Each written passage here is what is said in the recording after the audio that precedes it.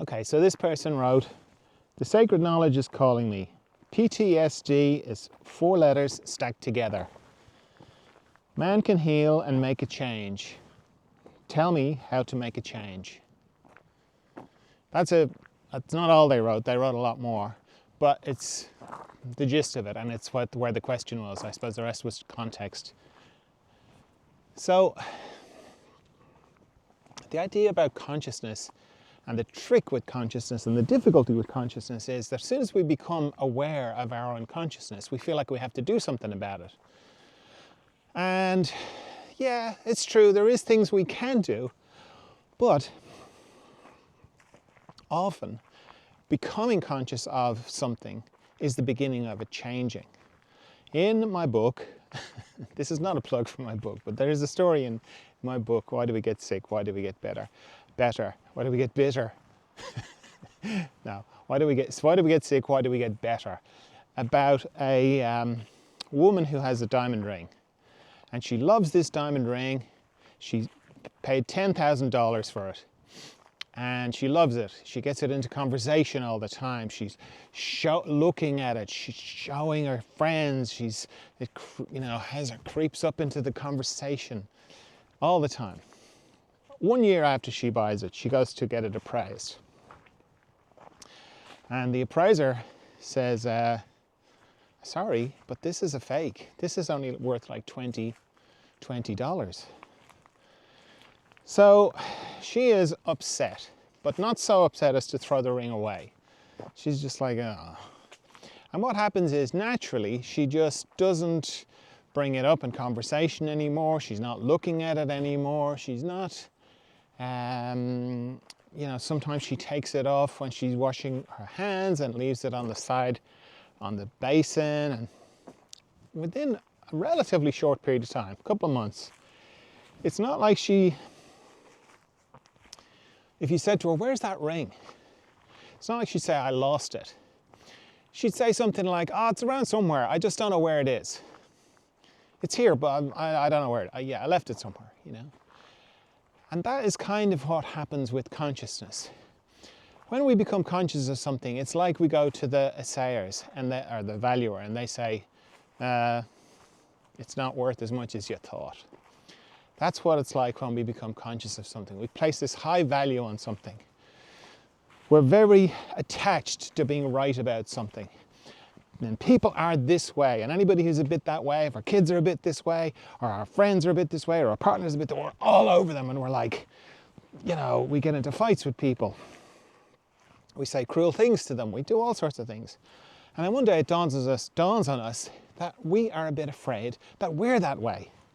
And once we become conscious of that, we go, oh, okay, so I've been projecting that outside me.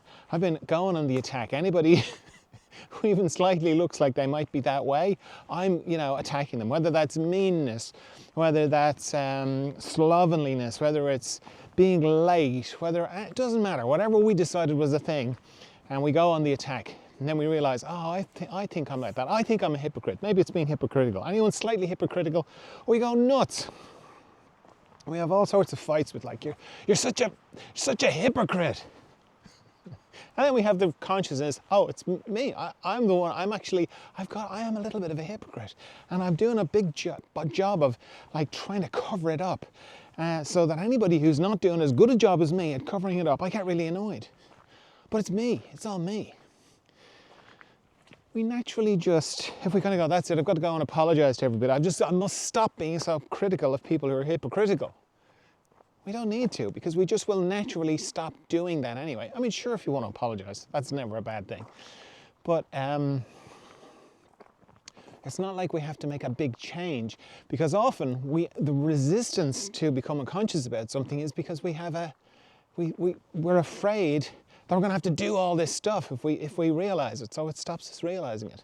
But the drive to become more conscious, it's big, and it presses against us, so we can't really avoid it. So if you let go of the idea that I'm going to have to do a big thing about it, it often helps the change to happen.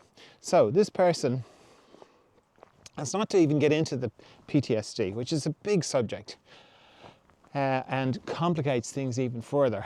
But like we have, like if I was to sum it up, you could kind of go, we all have like things happen to us, and we're all traumatized by the things that happen to us. That's one way of looking at it, and that's true. Another way is that the things that happen to us trigger and highlight to us the unconsciousness we have to work with. Now, the unconsciousness we have to work with is usually around the decisions that we make when the terrible things are happening to us. Like, it's my fault. That's such a common thing in childhood stuff, particularly. This is my fault, okay? So that's an unconscious thing that takes a long time to come to the surface until we get to the point of going, you know what, it's not my fault. And then that changes everything, and then we readjust how we are. I mean, there's so many different types of PTSD. I don't want to just kind of give some like little trite prescriptive thing like all you have to do is. I don't mean that at all, okay? But I often think of things in terms of consciousness and unconsciousness. So PTSD, trauma, repeated trauma, new trauma, it complicates things, but it also highlights our unconsciousness. And when you view it that way, then you can work with it a bit in that way as well. So a lot of it is about consciousness and becoming more conscious and dealing with our unconscious to become more conscious. So when you see your unconsciousness, the feeling is like, oh, how am I going to change this? How do I change? And what I am saying, and what I've observed in myself and other people, is just the fact of becoming more conscious is the beginning of the change. So I wouldn't be too concerned about how you're going to change. It'll just happen naturally. You'll naturally be able to do it. It will just naturally, you won't have to do anything. It will just come up inside you. You'll just drop it like the lady with the ring. It will just be something that you don't know where you left. It's just not part of you anymore because you've become conscious of it.